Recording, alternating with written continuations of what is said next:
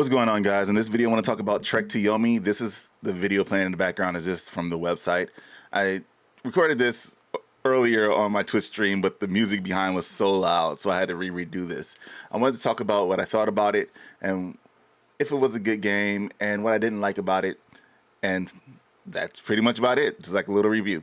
So one of the things about Trek to Yomi that I found really unique and really cool, aside from the black and white aesthetic and the side scrolling, was its combat, which I guess in a sense wasn't really that unique if we just look at the fact that it was a combo system, but it was really how the combo system played in the game. You had a parry attack, you had a parry ability, a block, and then you had some combo attacks that you really couldn't just button mash to get to work. You had to actually kind of time those out with really precise button presses, making sure you hit them in like a rhythm of sorts to get those to activate properly. Now, when I was playing the game, I did have a hard time activating a lot of those combos if it was more than 2 hits. And that's because sometimes when you get your 2 hits off, the enemy immediately attacks in that gap. So that was a little difficult to kind of manage and get that combo out. But when you could pull it off, it was really cool.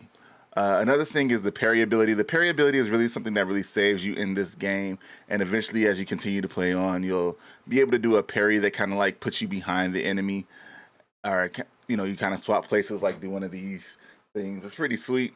You turn around and hit them from the back. Good stuff. Remind me really well of the old like Shogun movies that this game is clearly made to look like.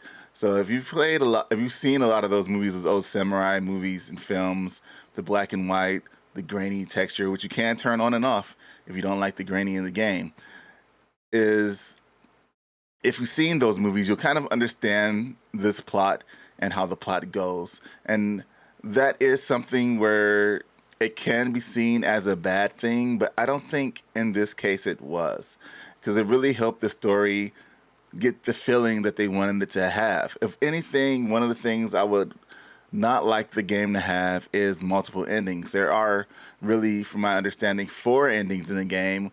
One of the endings, if you can beat the 3rd level boss without taking any damage. The other 3 endings are based upon choices. But as you play through the game, you might realize that those choices that you make really don't matter that much, except for some different dialogue and a different ending sequence. Now, I don't think this game needed to have multiple endings. I think the cool aspect of having, if you know, beat the 3rd boss without taking damage and having like an additional cutscene play, that would be pretty cool. But as far as the multiple endings go, I think they should have just kept it a cohesive story with the one-time playthrough. If anybody wanted to go back and try to do a challenge mode or a speed run, collect all the collectibles, because there are collectibles you can get in this game that tell more about some historical, well, not really historical, but some of the Japanese mythology in their culture, with talked about through some of the collectibles you get. So that's pretty cool. And if you wanted to go back and collect all those, you could do that, as well as try to unlock that other ending. There's also, once you beat the game, there's a new difficulty that opens up. It's a harder level, and it's like a one-hit difficulty except for the bosses. So every enemy except the boss takes only 1 hit to kill, and even you take 1 hit to kill. So it definitely puts you on your toes more to be more on your game, playing it through that way. So there were a lot of cool things about Trek to Yomi. Some things I kind of wish that they had in there was, this is that splash of red. Now, I know I said earlier they're trying to keep it to be similar to the movies from back in the day, and those were just pure black and white, but that was due to the limitations of film. Now, when they do the movies and they're black and white, it's to pay homage or homage, however you say it, to the film back then. But I really like when they do that splash of color. And I think that having that splash of color, whether it just be some red from blood, would be amazing in this game. Even if it still retained that grainy texture, a little washed out, just a little splash, because you know, it's not like gushes of blood everywhere. So that little splash when you cut somebody, that would have set it off. Would have been really amazing. And they could have had that nice cherry blossom scene. That would have been pretty good too. Which they didn't have a cherry blossom scene. Sorry to spoil it for you guys. No cool fighting in the cherry blossoms, but there's a lot of cool stuff happening on screen. And there's a lot of cool layering of how the scene is, because the game plays in 2D, where you're kind of doing like a side-scrolling progression. And in some places you can kind of branch off and run forward or back, but once you get to that new area, the camera kind of does a rotation that you can't see.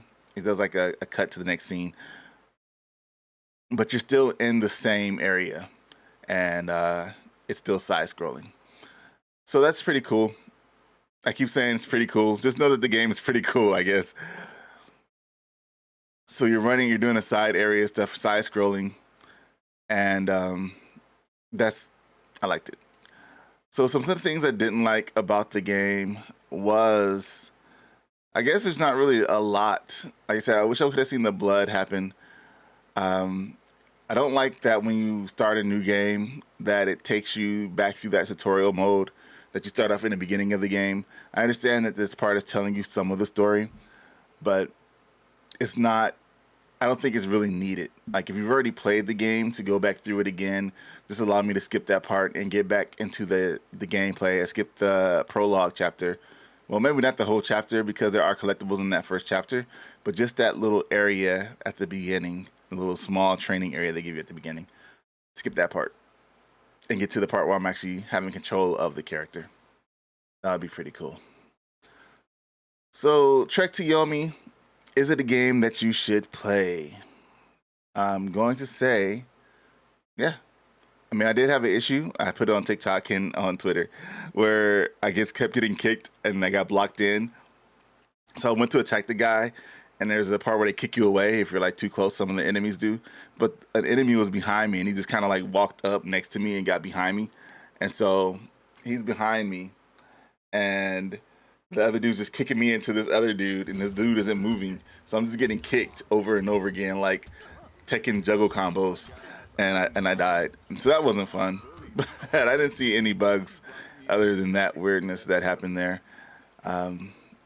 Good game. It's on Game Pass, so if you have Xbox Game Pass, it's on PC and the Xbox console. Check it out. I'm not quite sure how much it is.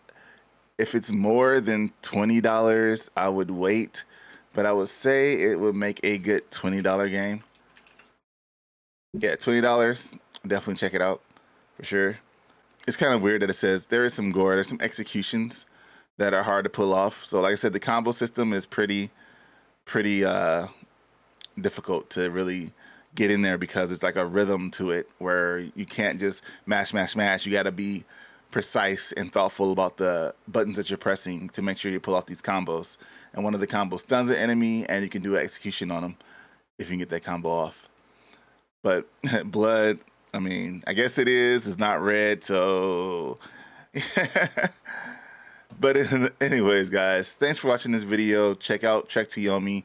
If you have a Game Pass, you have PlayStation 4, PlayStation 5. You can see it all right here. PS4, PS5, Xbox Series systems, Xbox One, Game Pass, and PC.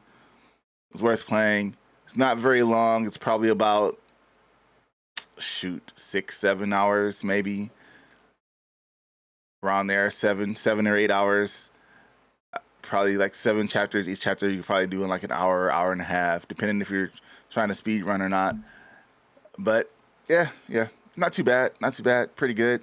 I would play it. I don't regret playing it. I did have it on Game Pass. If I bought it, would I have been upset? I would not have. I would expect a short game for $20. Anyways, guys, thanks for watching this video. Make sure you hit the subscribe and like the video. And I will see you guys in the next one. Let me know your thoughts if you played this game or not. Like, do you want to see more games like this, like in this vein where it's kind of like at that cinema feel to it? You know, got the black and white, all this cool stuff that's going off, but it's not in color, so it's kind of not the same excitement that I guess you would normally get, but at the same time, it's still a level of excitement that would be better if it was in color. I think how some of the graphics worked and stuff like that, it worked well. So I'm going to keep talking about it, but I'm supposed to be ending the video. Thank you guys for watching the video. Peace.